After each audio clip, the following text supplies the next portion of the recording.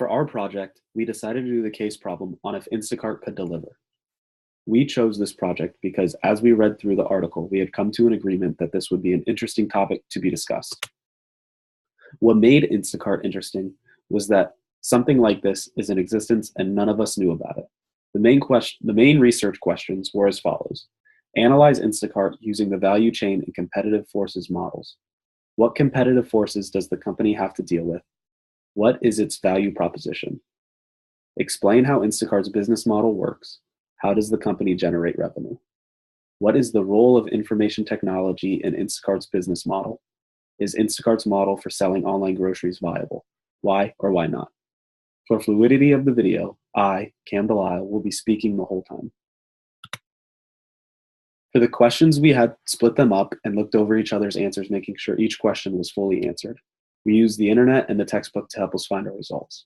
Some problems we faced were communication and descriptive statistics. As for communication, this problem falls on everyone's shoulders, but it would definitely have been better if we were in a physical class. As for descriptive statistics, none of us were too well versed in it and had to do some additional research to figure it out.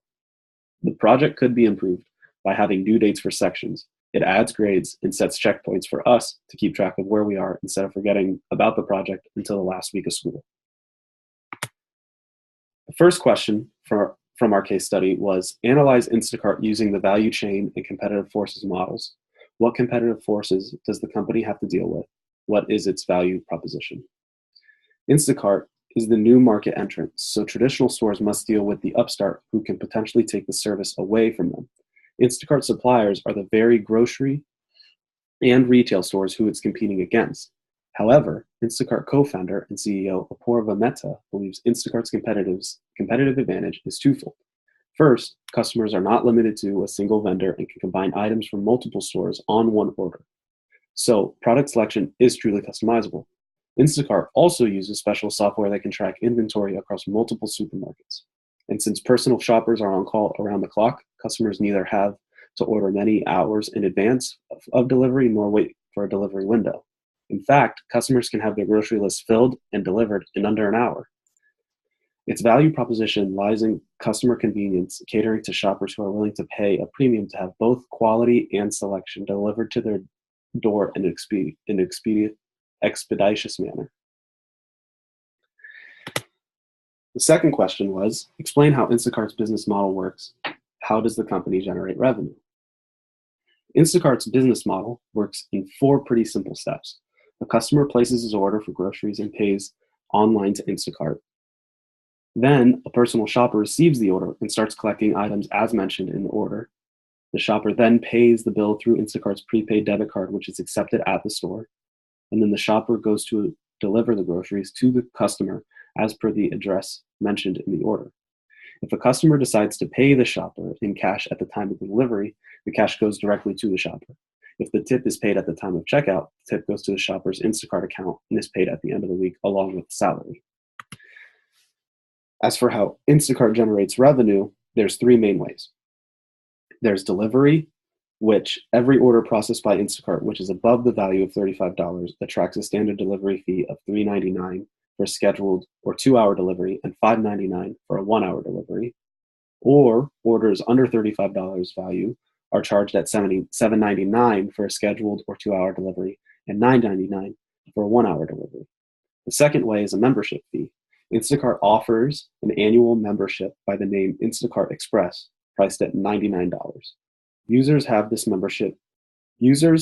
membership can get a free delivery of groceries for full 1 year with few terms and conditions. The last way is markup prices. Some stores selling their product on Instacart offer the same prices as their in-store prices, but few stores listed on Instacart have markup of 15% or more from their in-store prices.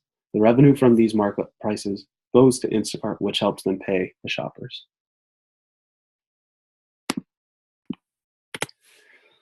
The third question was, what is the role of information technology in Instacart's business model? Information technology plays a big role in Instacart's business model. The Instacart app provides customers with a detailed map of every local establishment. The app also gives store aisle contents to make shopping easier for customers. To provide maximum order fulfillment efficiency, the customer's grocery list is compiled using drop-down menus either on the website or in the app and is organized by the merchant and aisle. The information technology used in Instacart's business model is also able to track inventory for all Instacart affiliated merchants. The software is also able to plan out the fastest delivery routes and predict future customer orders. It is clear that the use of information technology makes shopping similar for customers and helps Instacart become efficient as a company. The fourth question is Instacart's model for selling online groceries viable? Why or why not? We think that Instacart's model for selling online groceries is viable. They utilize a system that isn't too dissimilar from Uber and Lyft in that their employees use their own cars and work at their own pace. The difference in the systems between the ride-sharing apps is that Instacart works with grocery stores directly. They have worked it out with grocery stores so that instead of increasing the price of goods, they just get a cut of what the store is charging. I think that this is an excellent move because they are removing the surcharge and making their business more attractive. More and more people are moving towards a more automated system, and this seems like it would really fit in this market. FreshDirect is an example of another company that uses information and processes similar to Instacart. FreshDirect makes shopping simple for customers with their online website that is easy to navigate for maximum order efficiency. Customers can browse through many different categories from seafood to beer. Customers are also able to view all items they have interest in buying by adding them to their cart. FreshDirect uses SAP software, a software used to manage business operations and customer relations to process the thousands of orders placed on the website every day. Lyft is a ride-sharing app that pairs a customer in need of a ride with a local driver that will take them wherever they need to go.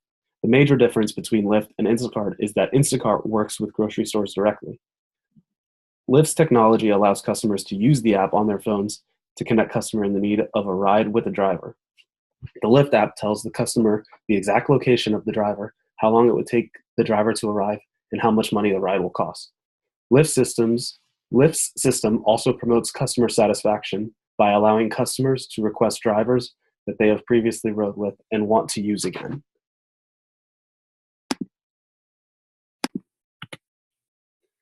This chart shows what percentage of online grocery sales market that the US has. This is relative new venture for the US, but it is an area of business that shows strong growth potential. This chart shows the exact demographics that are responsible for the online grocery industry in the US. As mentioned in chart 1, this area of online grocery shopping is guaranteed to grow, and this notion is reinforced by the stats displayed in chart 2. Chart 2 shows that the main demographic responsible for the online grocery industry are adults 18 to 29 years of age. This chart shows the market share of 3 major US in the online grocery industry. As we see, Amazon is the dominant market shareholder in 2 of the 3, while Instacart on average holds just 6% of the market share. This graph illustrates the data from 2014, and since the Instacart has seen tremendous growth, so much so the company is valued over $2 billion and has started to generate profit. We have found that Instacart can be successful in delivering, and it has not been as successful as other companies, as it can be more expensive than other companies. However, Instacart has shown to be truly different from other companies, as your order can be fully customizable and you can have your shopper pick up foods from multiple stores. Instacart's biggest shortcoming seems to be the fact that you have to leave a large tip instead of it just being encouraged. For our industry peers, we recommend that while it is a huge advantage to have fully customizable orders and extremely fast delivery times, we believe that also having a price closer to the competition's prices would help the company profit exponentially. Instacart's prices are just a bit too high, and it seems for customers' liking, as other similar applications are doing just as well. Overall, we definitely recommend using Instacart so long as you have the means to do so.